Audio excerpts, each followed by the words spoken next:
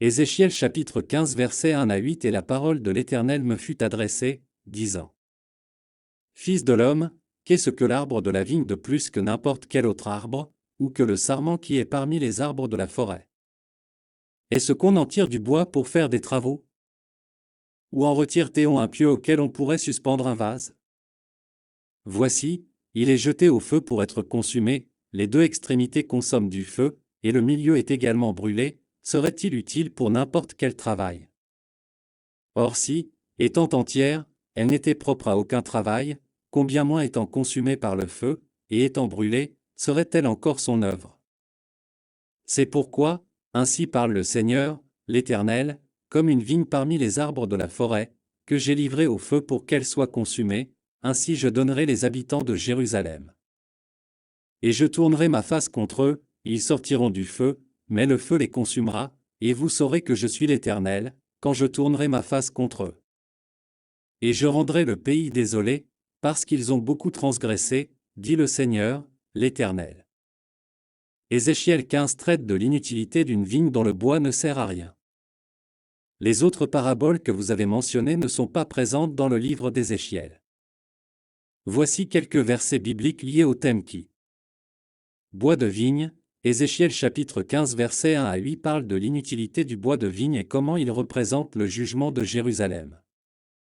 Femme adultère, Jean 8, 1 à 11 raconte l'histoire de la femme adultère et met en lumière l'amour et la compassion de Dieu. Fournaise ardente, Daniel 3, 8-30 raconte l'histoire des amis de Daniel jetés dans la fournaise ardente, mais elle n'est pas directement liée au siège de Jérusalem.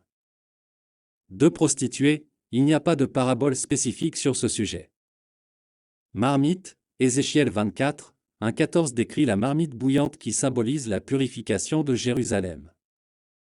Naufrage, il n'y a pas de parabole spécifique sur ce sujet. Berger et moutons, Ézéchiel 34, 1-31 parle de l'inefficacité des dirigeants d'Israël à s'occuper des moutons. Vallée des ossements desséchés, Ézéchiel 37, 1-14 dépeint la vision de la vallée des ossements desséchés qui représente la restauration spirituelle d'Israël.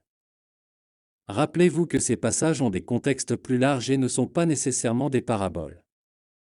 Si vous avez d'autres questions ou besoin de plus d'informations, n'hésitez pas à me demander. Déclaration de confession de foi.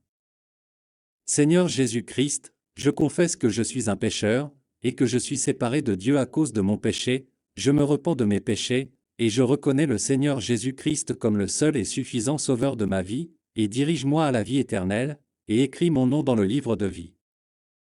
Amen.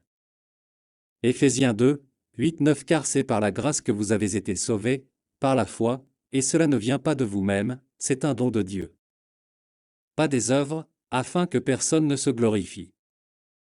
Jean 3, 16 Car Dieu a tant aimé le monde qu'il a donné son Fils unique, afin que quiconque croit en lui ne périsse pas, mais qu'il ait la vie éternelle.